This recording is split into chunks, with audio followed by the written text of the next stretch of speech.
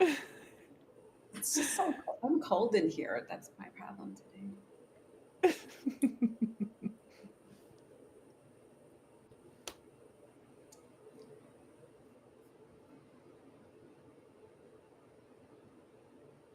All right. Kathy, I think we're live. Welcome to business. I haven't seen the countdown. It Yep. went. Oh, welcome to, sorry about that, everyone. Welcome to Business as Unusual. As you can see, this is the live stream where we explore some of the pressing issues and emerging trends that are shaping the business landscape. We're going to start in a few minutes. So if you have questions, please feel free to add them to the chat. And I'm going to try to get to everything during today's session. So if you've got questions about food manufacturing, being a owner of a family owned business, or if you can stump Kate by asking a trivia question about The Office, I'll buy you lunch. I'm Kathy Steele, and I'm your host today. I am the CEO of Red Caffeine. And for those of you that are unfamiliar with Red Caffeine, we're a growth consultancy, and we build and execute grow to market plans for ambitious mid market organizations. Our service offering includes a fractional team led by a senior level marketing leader that enables a business to scale rapidly without hiring a wide range of full-time staff members. So we've got a surprise guest here as well today, and she would be our senior level marketing leader, Christiana Henry. And as I was prepping for today's conversation, I was thinking about, oh my gosh, as a business leader, we're just navigating so much, and I felt like, that used to be kind of un extraordinary, but now it feels more ordinary that we're seeing, every time we open our email, it's economic drama, the tariffs. We get at least 5 emails a day if we own businesses about organizations that want to buy our companies. We have to think about workforce dynamics. And then, even things that are like hot topics in our organizations, like how are we going to use AI? We're just juggling so much. So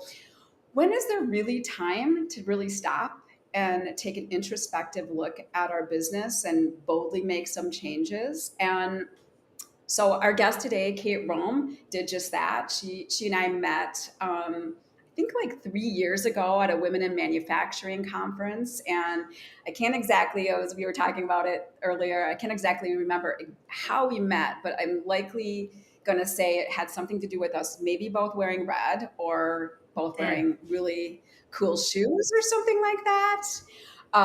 But when you meet Kate, she's just absolutely unforgettable. I think of Kate as that one sign that says classy, sassy, and it should say for her a lot badassy.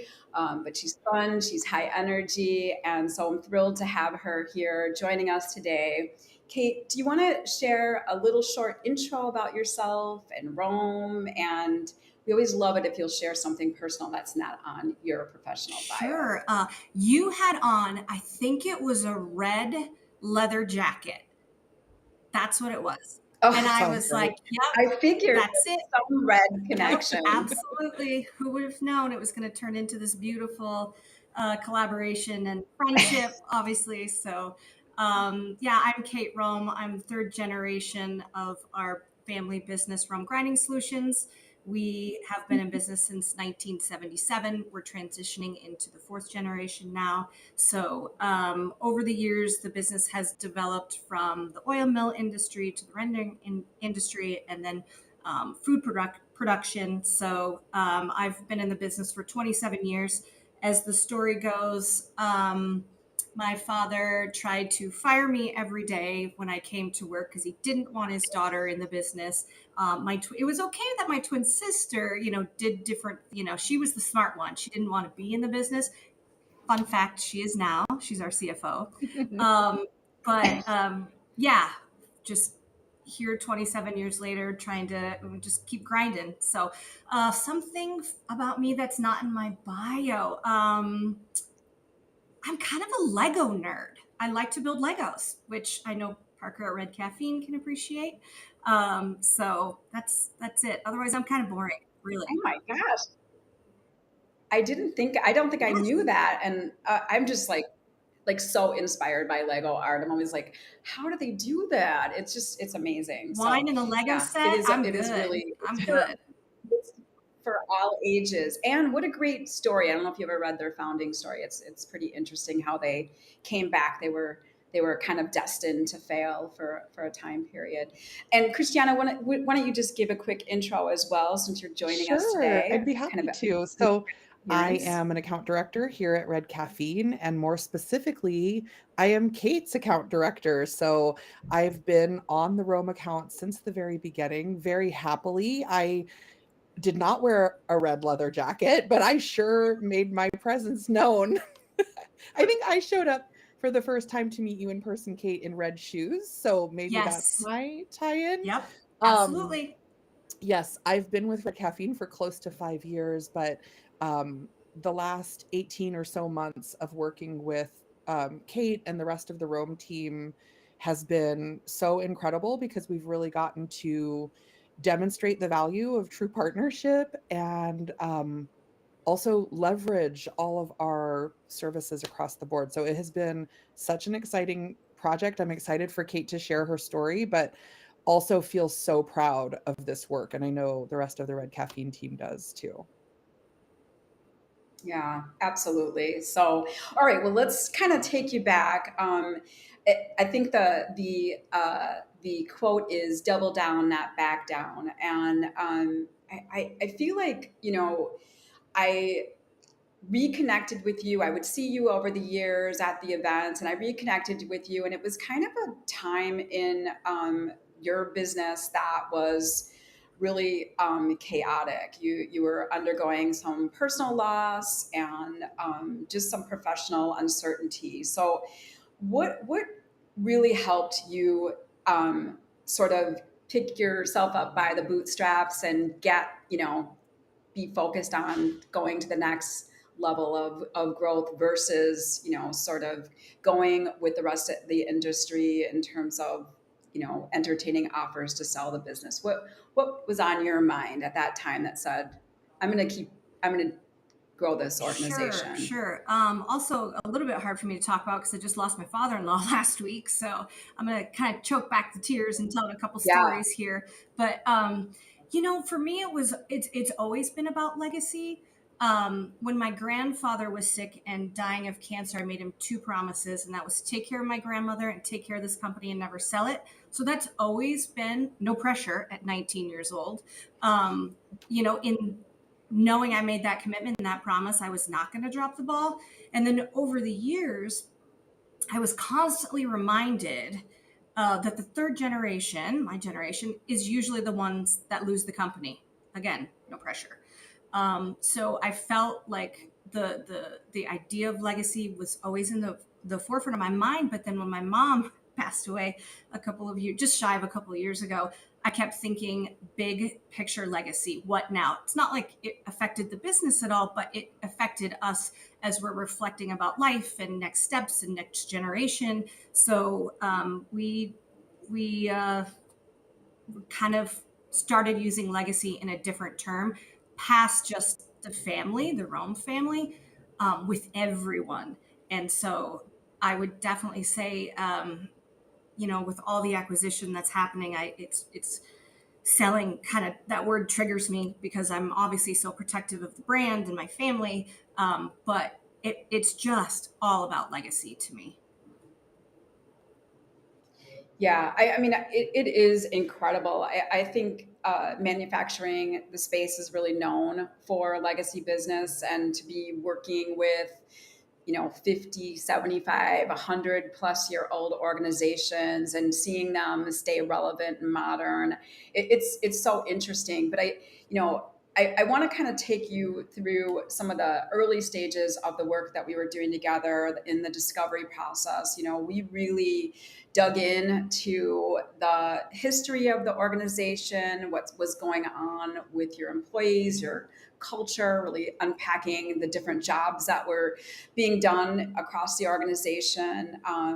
There was just a lot of work in that beginning stage, competitive, looking at your footprint online. I think even some things that surprised me in terms of what we unearth in those early conversations. So tell us, what were some of the things that really struck you from that time, that like initial kind of digging in phase of the work? I didn't realize how intensive it was going to be, which is probably good.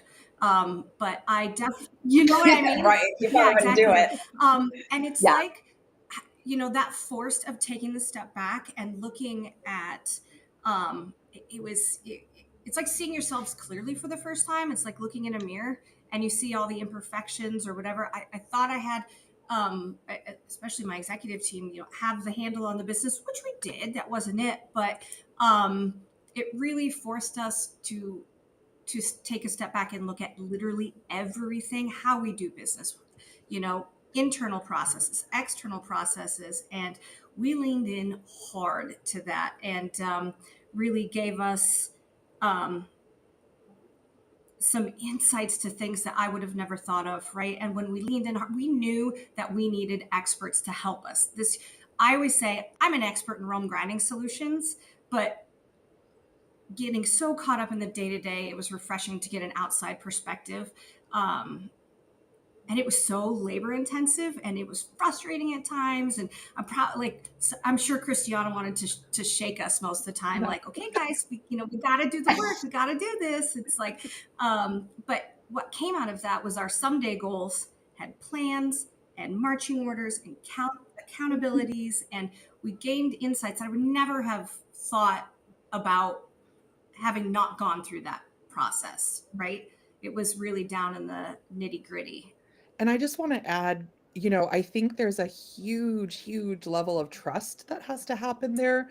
Yes. Kate and the entire executive team not only committed to doing the work, and they were timely with homework and it was really important to them to give us the answers, but they really trusted us with that information and with what we were going to uncover. I think, Kate, we've had conversations about the fact that when you made that commitment to your grandfather and you made the promise to keep the business running, you also were making a promise to yourself to put your own stamp on things and create your own legacy as that third generation. And I think trusting us with those promises and those intentions is not an easy thing, especially when you're uncovering some things that might be difficult to hear or challenging to approach. But you all dug into it and said, okay, we made this investment for the long haul, for the future of the business.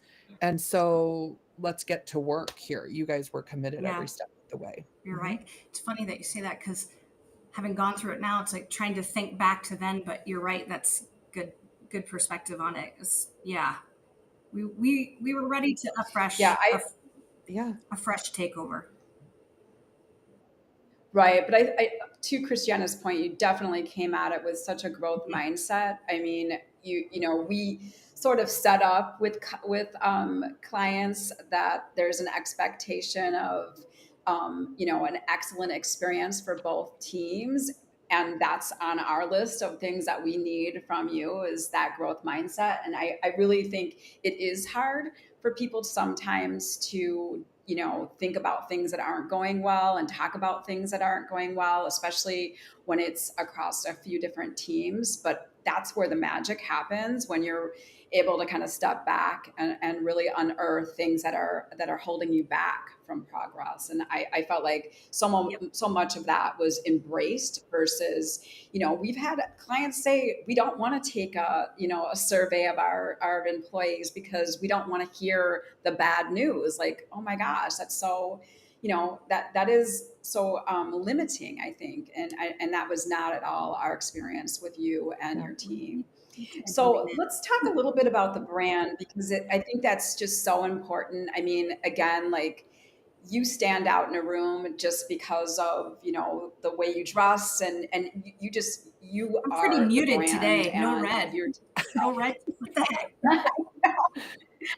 I was so hoping for the twinsy Little text experience message with next wearing time. reds, but I know I really should have set it up better. But So the brand, refresh. I think a lot of times people are thinking logo, and if I remember correctly, your grandmother did the Yes. first iteration of the Rome branding and logo, and we weren't looking to make massive sweeping changes on the brand, but there was a little bit of a facelift, and so talk a little bit about what surprised you most, or what did you get behind most as we were starting to do some of the branding work? I, I thought, oh, our brand is perfect.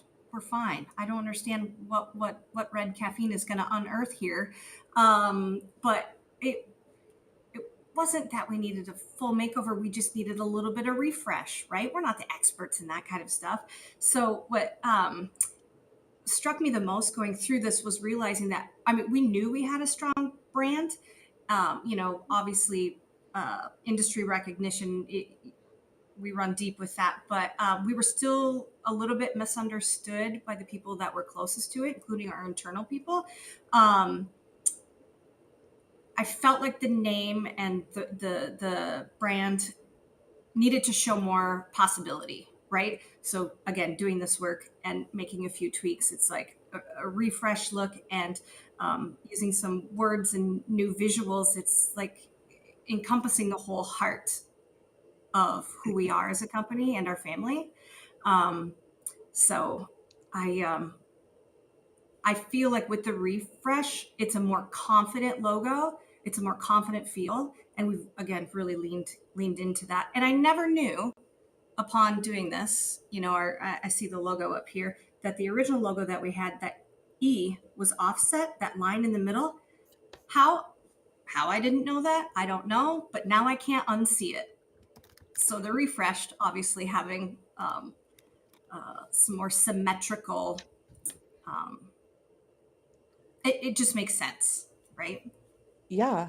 I also think, Kate, just to build on what you're saying, it was um, not only about, some of the refresh we did, the alignment of the E, the typefacing, and building out your brand standards together, but it was also how do we bring this legacy brand, this brand that has so much significance in the industry, forward in a way that we're really celebrating things, right? How do we make sure that the red is as powerful as it needs to be? That's sometimes by not using it as much, right? Or bringing some Correct. other things forward, like the blue of the work shirts, and having that become part of it. But I also think, more importantly, one of the first things that struck us was that the family piece was not very apparent in the brand.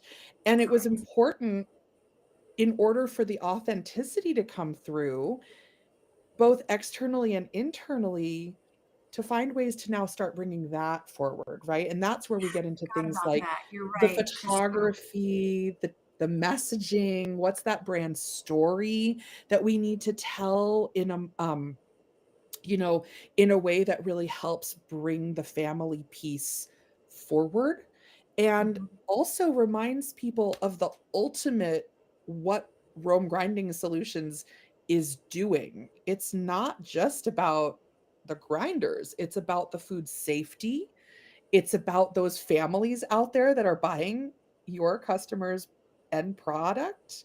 So, I don't know if you wanna talk a little bit about what that work was like for you, and especially, I know the photo shoot was so near and dear to you, Oh, and it was.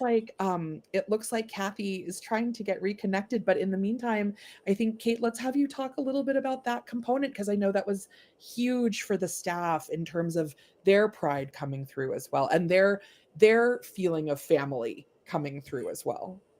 I feel like that I see these and I'm like, oh, that's Lane. That's all my people, right? That's Tita, our welding supervisor of almost 20 years. I feel I knew the importance of having that photo shoot because we are a family brand. Our people are the heart of who we are and what we do. But I really think it brought forward just authenticity, right?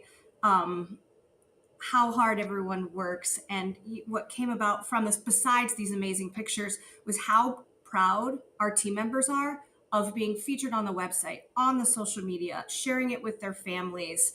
Um, I feel like it makes the brand ours, but also relatable, right? Yeah, my Yeah. picture's on the website here and there or whatever, but there's Josie, our female welder there in the corner, and she is featured on the back of our trade show booth in life size. And I say life size, it's gigantor.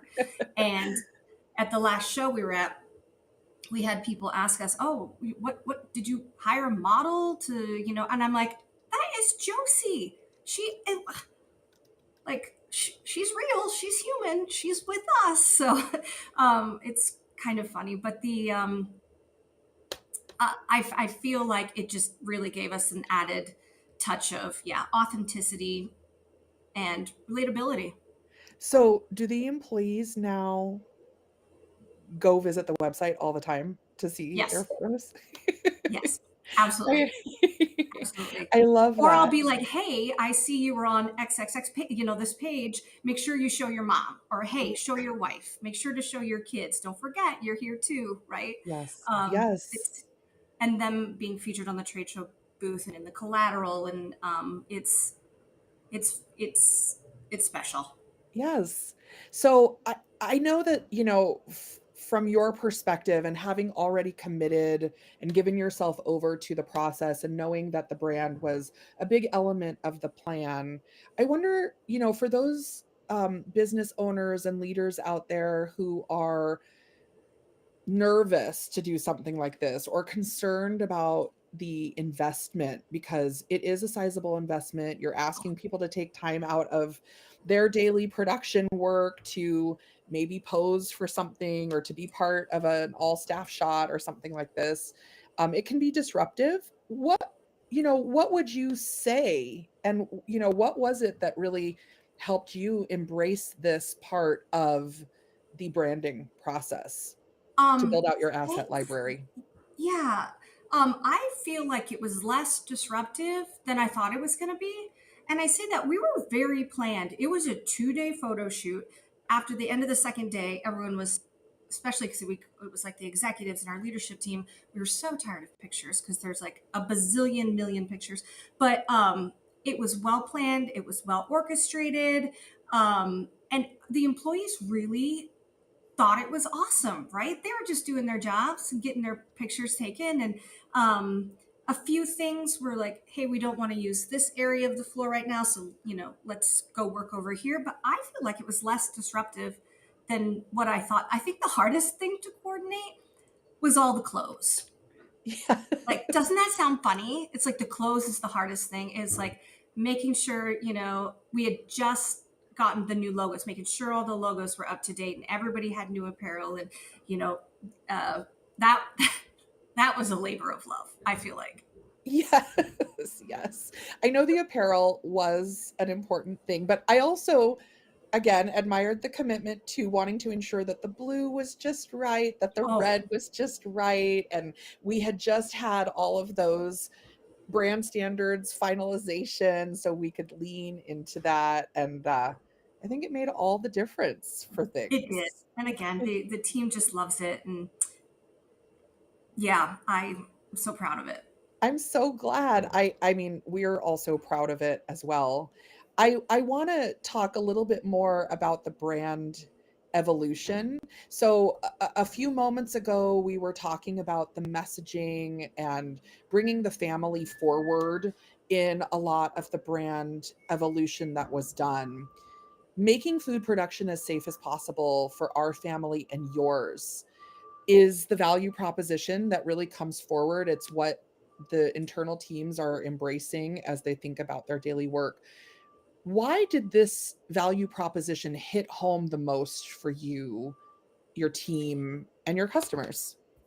I think that was one of the out of the discovery, and you all learning so much about our business and getting that outside perspective.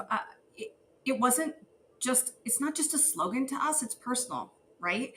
we don't see ourselves as just the manufacturers. We see ourselves of like stewards of safety and quality and trust, right, in the food production change. And then from our family to yours struck a chord because it it really just hit home. It was like our why, right? It was like finally you could summarize the importance of the work we're trying to do here, and how we run our business and lead our business and the culture and all those things. And ultimately our jobs and what we do, the people that we sit down with and have meals that have been processed through our grinders, like it summed it up. It was the why. And it was I remember the first time Bill, I hope Bill's listening, read us, here's an idea in this. And I literally like speechless, right? Which doesn't happen very often, those people that know me. And I just like welled up with tears. I was like, yes, you captured the heart of us. Yeah. Welcome back, Kathy. We're so glad to have you here. We've just been talking about the brand, and I think you're probably about to pivot to some of the questions around sales strategy and customer growth and marketing, but I want to add a through line there in terms of the value proposition and what that meant, because Kate, I think one of the other conversations we've had and that Bill really hit on as he was coming up with that value proposition was really around this notion of thinking not just about your customers and what you were delivering to them, but also their customers, right? And the end customer, which is not common often in a B2B business to think about, but it really helped you move from transactional engagement to relational engagement with your customers. So I think that that's an important note. And I think that that leads nicely to some of the conversation around the business growth and the customer experience and the sales strategy. So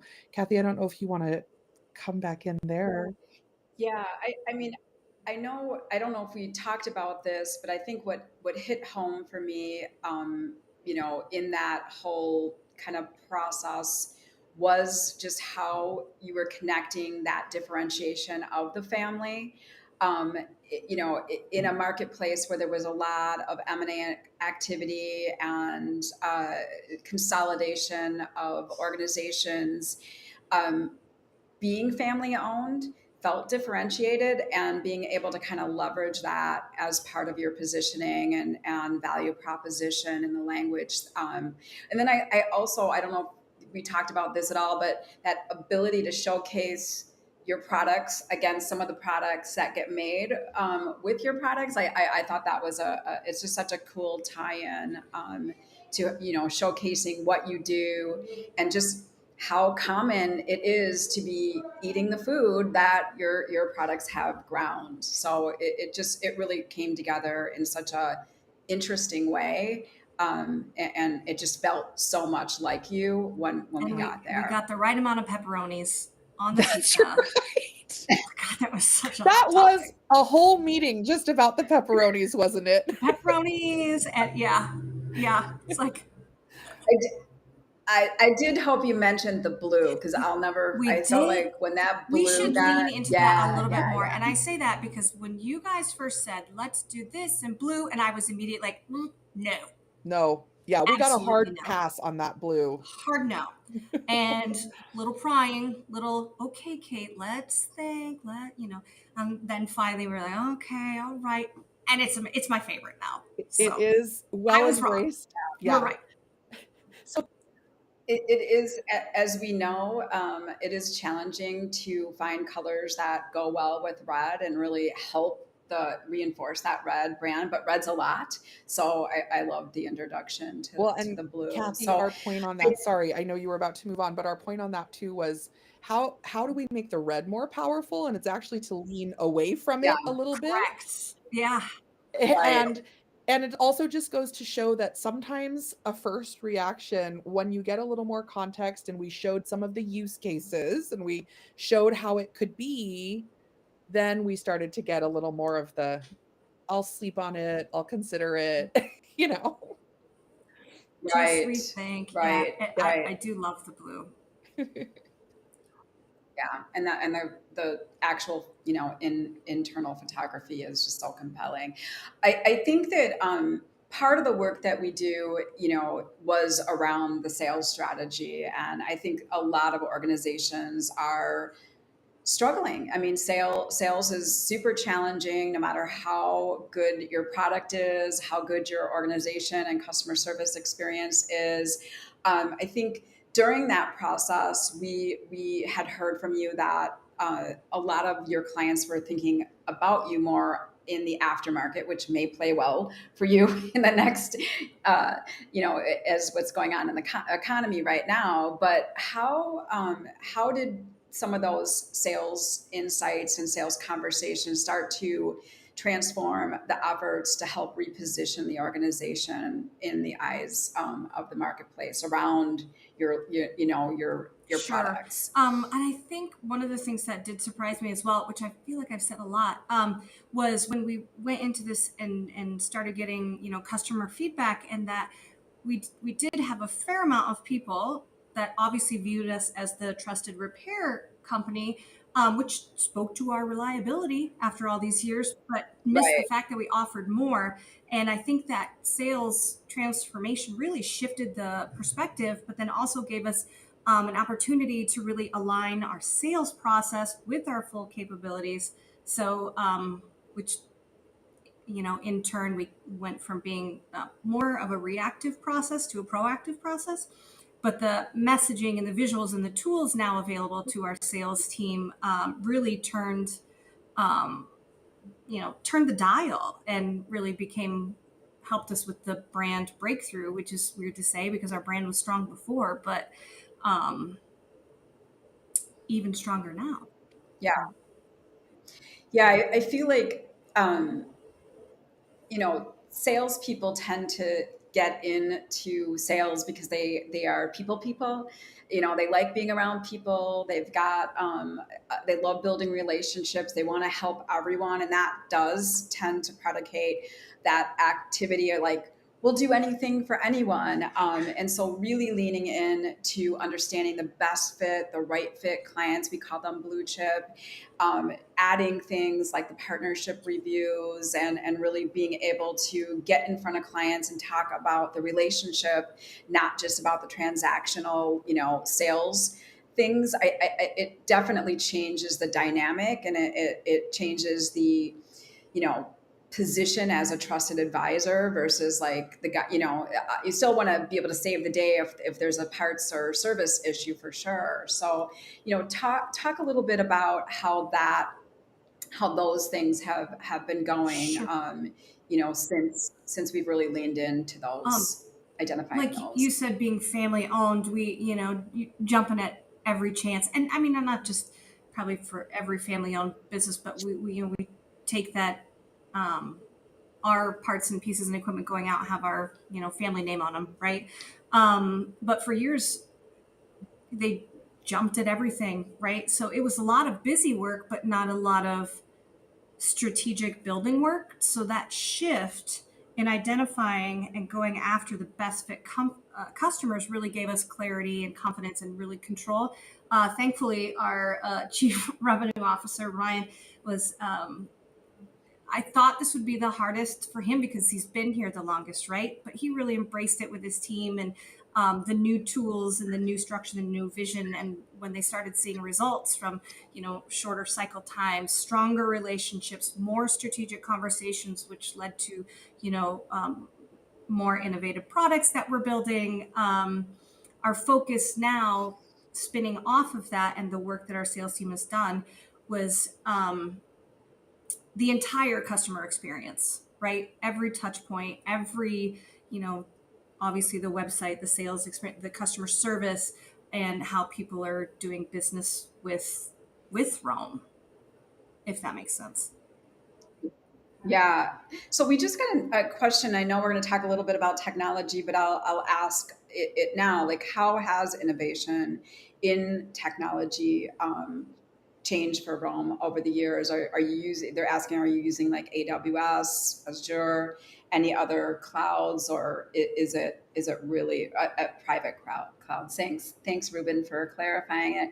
So how has, I mean, when you think of innovation, I know, you're thinking about product, but you're also, I mean, we just talked about, how to innovate in terms of customer experience when we did our last one-on-one. So there's a lot of ways to think about innovation. Yep. Can you speak to that a little bit in terms of how you position the organization? Right now, we did just talk about this, Kathy. That's funny because we're looking into some new innovations in our process for customer experience. But for me, innovation is designing new products. That's what has really come out of this shift in doing all this experience, all these kind of breaking down the bare bones of your business and changing your sales structure. And then all of a sudden you're having partnership meetings and the amount of work on my engineering staff right now is all on the equipment innovation side mostly.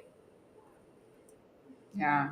Yeah. So I mean, I think that's how anybody gets to a 100-year Yeah. business is they have to be iterating, they have to be innovative, they have to be willing to say like what got us here won't get us Correct. there.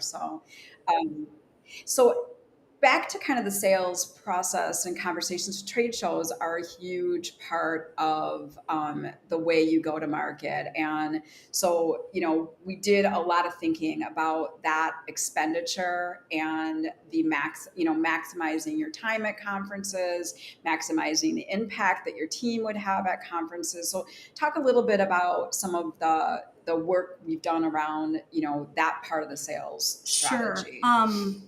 Sure. The new booth looks amazing in these pictures, by the way. I love it so much. But Amazing. I feel like our brand and our presence were always known, but I'm not going to lie, we really kind of sucked at trade shows. And I say that I mean, we're there, we're doing business, we're talking to our customers and the other people we partner with, but we didn't really stop and focus. I feel like, we weren't doing a good job at pre-show anything. During show, yeah. Post show, I do believe we were pretty good at that. Our sales team was um, pretty good at that. But as far as there was no prep, no key targets, no aligned messaging or specific goals, it seems like each person that was in that booth had their own agenda. And so now we've really focused and do the steps, do the things. The ROI is easier, obviously, to swallow on that expense. But the result is obviously better leads, again, stronger ROI. But our team was always confident in the trade show booth. That's not the thing that, they're good at talking about our products, but the team was just aligned in a different way now than I've ever seen before. Is really, it seems so basic, right? Do your work pre, during, post, and it's easy to justify. Definitely have gotten better. Yeah, I feel like I think that's a big thing for almost every organization. It's interesting that there is so little planning. I mean, I can remember, I didn't even think about that a client would not get the scanner. They spent thousands of dollars, And you're not going thousands to to get spend the people there to their $399 booth. on the scanner. Exactly, exactly. I'm like, are you serious? So now we're gonna ask your salespeople to dig into all of those business cards that they collected and try and do an after communication. But it sounds funny and we're making a joke about it, but it's the accurate truth that this is a big endeavor. It takes a lot. I mean, look at your booth. I mean, I've been to some of the trade shows that you've done. You've had equipment in the booth before. I mean, it's a massive undertaking to do some of these events. So not having a strategy, not thinking about who you want to see when you're on site. I think we even talked about how to transition people within the booth to make sure that they're talking to the right subject matter experts, and how to make sure everybody has breaks so nobody walks up to your booth and everybody's on their phone trying to answer an email. Like it's so basic, but it's something that I think very few organizations really think about. So, but trade shows are fun, and they're a great way to continue to be connected to people Th- there. This also feels Um, like, oh, Want sorry, to Kate. talk a little bit more about sales enablement overall. I think this is super commonplace when you have a high touch approach to your customer experience, but it's really additive to be able to employ automation or AI or other tools in the process. You want to talk a little bit about, I can remember that you didn't love some of the technology in your marketing and technology stack. In the early stages, like HubSpot was a tool that you were using, but just about ready to Struggle kick it to the bus. curb. So talk a little bit about some of the Absolute struggle sales bus. enablement things that you worked Christiana on. probably has a lot of stories of me voicing It my frustration with it HubSpot. was I'm like, it was what a do we sore do? We think spot. it was terrible. And I don't even like to think about it. It's like now that it's fixed and, all the things, but, uh, customer experience has always been such a high touch point for us. So we knew what we wanted out of HubSpot specifically, but we couldn't get it, right? We were not, whatever was happening, just it was not working. So thankfully, after many blood, sweat, and tears hours and the amazingness of Kayla on the Red Caffeine team, we were able to pause and really fix and spend the time, dig our heels in. So we were able to track that full customer journey and really give us consistency across all of our departments with our customers to service them better. But it was tough. It was tough.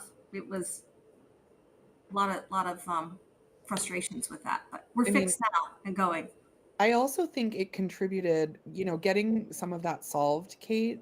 Wouldn't you agree that that also lended itself to, the way you were able to show up and prove out the ROI of these booth investments and trade show Absolutely. presence too? Because it really did also give the sales team an opportunity to stay focused on Yep. what they were doing there and the alignment with each other there, because we had automated some of that Yep. pre, during, and post. They knew it was taken care of also. So I think that lended itself to some of that work as well. And we knew, I think the main thing when I go to trade shows that I'm buying at, I think of like IMTS or FabTech. If I'm going to buy equipment, the most frustrating thing is when you don't receive the follow up, Hmm. right? And so that has always been a thing for me. So knowing that our team could just do the work in the trade show booth, and there was going to be follow up, with the automation side of it Yeah. was good. Daily. I mean, Successful they were daily. upload the lists were getting uploaded and we were responding in real time so that there was no Yep. missed opportunity. Yeah. Yeah, I mean, I think follow up is it is it's really It seems so interesting. simple, right? It seems simple. It's so interesting. I can remember thinking, I've gotten direct mail pieces, like really nice things, like beautiful things sent to me, and then nobody calls me, and I'm thinking, do they really think that that person is going to pick up the phone just because they sent you something really nice? I just always am astounded by trade shows or really a nice gift that lands on your desk and then there's really no proactive follow-up. It seems so basic to Yep. do something like that. So I think we also wanted to kind of touch on you know, beyond the tech with the marketing technology stack, the actual website redesign. So we, really took a hard look at your digital presence and worked hard on bringing a new site to life with some interesting user experience features. So again, I think even in the early stages of our conversations, I wasn't really thinking that this was a major piece of opportunity for us. But as we got in and did the auditing and unearthed some of the potential upside of doing a new website, it just became clear that this was an asset that really needed to be retooled as well. It's true. I feel like that was one of the hardest things to hear was how crappy our website was. And I don't know how to say that but without, any differently. But, I was like, no, it's fine. it's fine. And you're like, yeah, it's fine. And I'm like, okay, and then it's like, oh yeah, it is fine, but it's like a brochure. It's not functional. It's not interactive. It didn't tell the story of the brand. Uh, so after I wish I would have known how much time like prior that we were going to spend on building the website, because it was a fun project, and we were able to put every ounce of the family in it. And so I don't know all the details of it as far as making sure everything's right, but I'm like, feels like ours now. But the interactive piece, with the grinder finder, and which is so funny, everyone loves that phrase, grinder finder, Yes. and the AI bot, it's interactive. I think in dealing with all the different generations, obviously you have the ones that want to pick up the phone and talk to someone, but this younger generation likes to dig and research on their own. So now we have the tools for them to do that on our website, and then they can be informed when they're calling or when they're contacting, um, and it's an amazing platform for both our customers and our employees. And Kate, hadn't you said too, it made a difference on the customer service side in terms of saving their time because now people Mm-hmm. are calling in a more informed way. They've already done Absolutely. some of the advanced work using the grinder finder, so they know once they call what they're asking about, right? Yeah, I remember the first time we got a call that was like, "Oh, I'd like to talk about the Maximus grinder," and I was like, "Holy cow, somebody's checking out this website, right?" Um, but yeah, I myself, I like to research things, whether I'm onto, whether it be new CNC equipment or whatever. I like to do my research myself, so I'm glad we now have it in our own business. Yeah, I mean, I think that's very common. There's no, it's not the same as it used to be.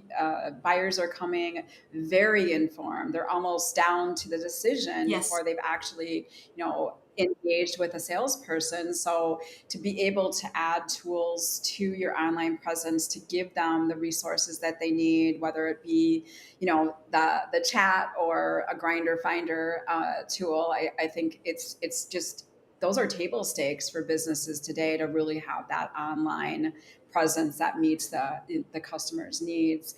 And then I think it feels like sometimes you're using tech or using an AI chatbot feels like impersonal.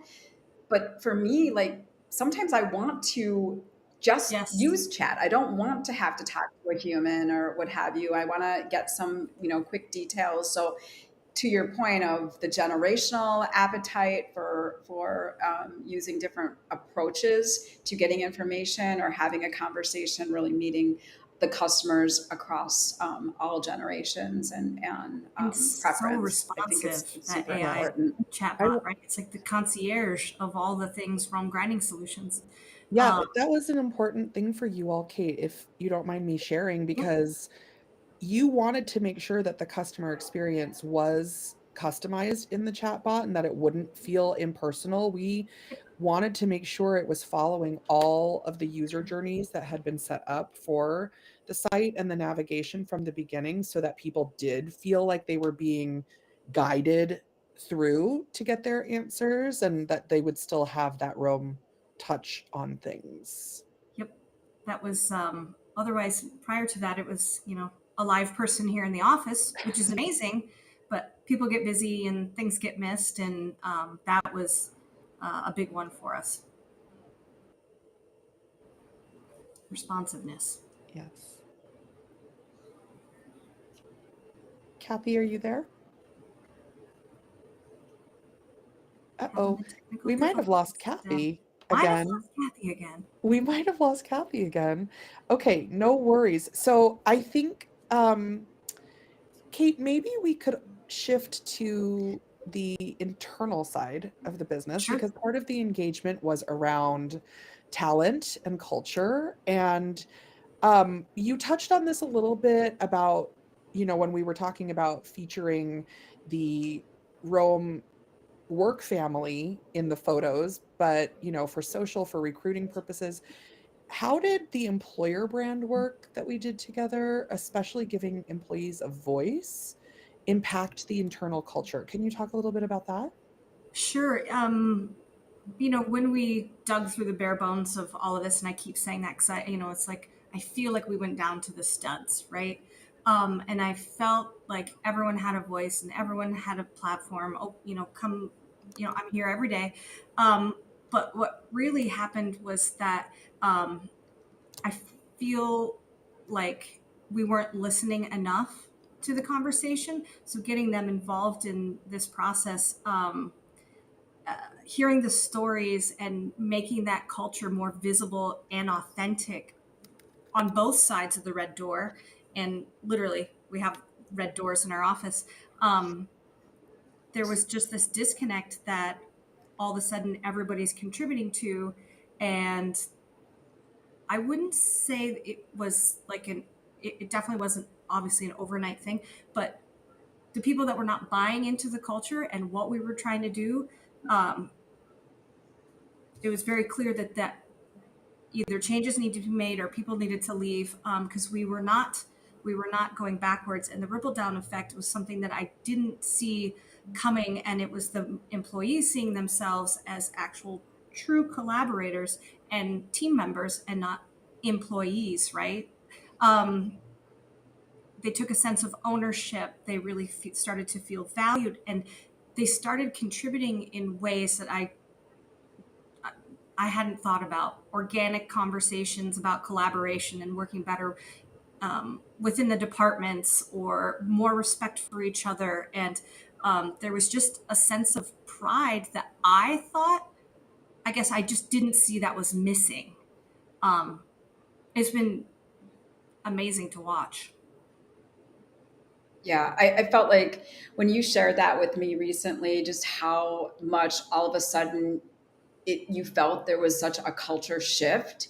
And like you said, it took a bit to get there, and it wasn't an overnight change. But now that you're thinking about it and you're noticing things that, like, even having a little less staff than you had when we started working Yeah. together, but being more optimized, being able to, people want to show up, they know that their coworkers need count on them to show up, so they're coming to work.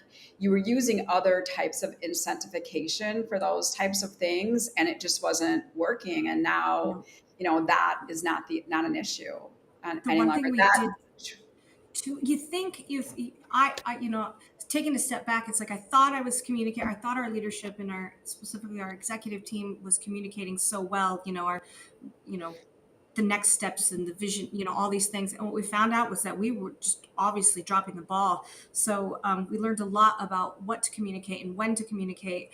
You know, the having town hall meetings. We always have food trucks around here. It's like making those a priority and having conversations with, what we're doing the next day, or what projects they're working, production staff is working on that maybe the sales staff isn't aware about. Just the collaboration as a whole, the communication was just missing on big picture of what was going on in and around Realm Grinding Solutions. Yeah, and I think Christiana and I both have seen firsthand just how much you care Yes. about your team and your culture, and how much you know about your employees and their families, and it's compelling. So to know that that wasn't really permeating through in a meaningful way, that the employees felt that value, I'm so grateful that that's a shift that's been made. It's Yeah, not me too. always like a dollars and cents shift that you see, but there is absolutely something to an engaged workforce culture that is, Yeah. you can't put a measure on that. Yeah, the buy-in was definitely quick, Yeah. Yeah, thankfully. Yeah. yeah. Well, I know, I hope everyone, I appreciate the patience with my little bit of a technical difficulties throughout today's session. I know we are. And Kate, I just, as we're closing out, I want to, what would you share with other leaders, or what are some of the look forwards for you at Rome as you're really thinking about this continued emphasis on growth? Sky's the limit Is that a good answer? Because that's what I feel like. Um, you know, a focused team is and a collaborative team is can take you places that you couldn't have even dreamed about, right? What I've really learned about in this process was that my pipe dreams, you know, of what the vision that I would, and I say I, myself, my, you know, my actual family and, you know, what we want for this business can become a reality. But you have to be okay with going back and depending on experts, right? We always say that Red Caffeine is an extension of our team, and that is so true. You guys are the expert in this. We're the expert in, you know, manufacturing grinders or whatever. Collaborating with people that you trust and you connect with, I, I think is so beneficial and can't be stressed enough that we get to focus on our business, and you guys get to elevate us to and help us with whatever it is that's the next thing for us.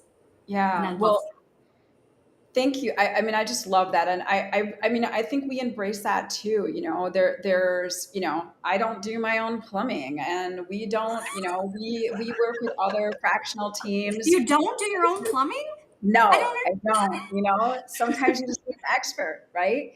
So, you know, I think those are the things that all of us mid-market businesses are really leaning into, that, you know, that it isn't possible always to have full-time people working in our organization. So partnering is kind of the new normal for most organizations to really get best in class, you know, teams together, and it doesn't really have to be the way it used to be, where everyone is working in the same office And that fresh together. perspective, So the fresh perspective Yeah. has been pivotal.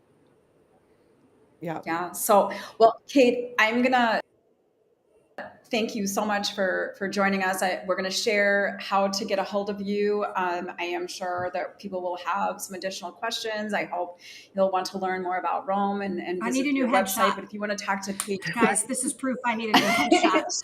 she needs a new headshot. So if you're a photographer, no, I love this headshot. So you're just going to have to grow your hair back out.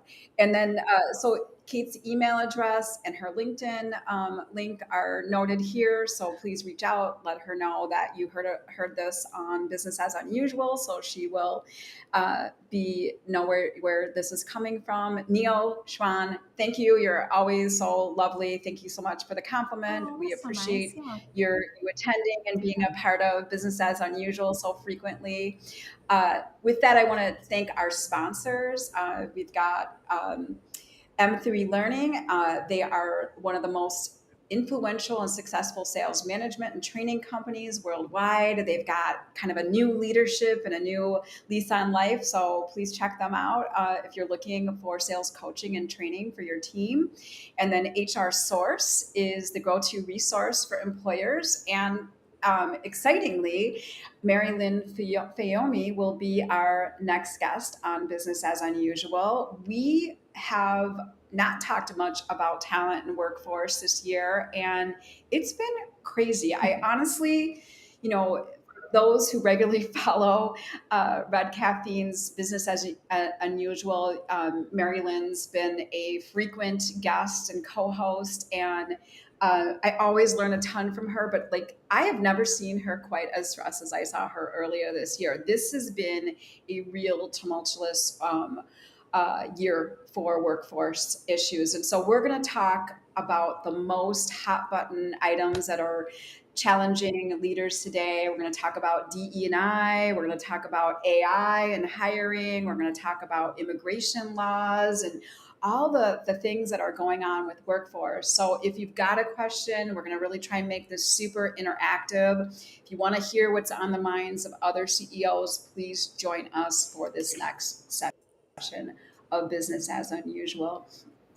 And I want to thank again Christiana for joining us and really taking over for me when I left the scene. I can't wait to recap today. after this. I know. I'm glad it was a very such a game time decision to have I'm you so glad join I us today, did. but I am so grateful that you did it and saved the day. And Kate, I'm just so thrilled to continue to work with you. I can't wait to see what's next for Rome. You and your team are such a You guys pleasure are to be nice. around. I just Thanks. enjoy you Thanks all for so having much, me. You guys are and I hope awesome. people, yeah, I hope people took something away and have a new introspective around what can happen for growth in your business and a little more insight into manufacturing.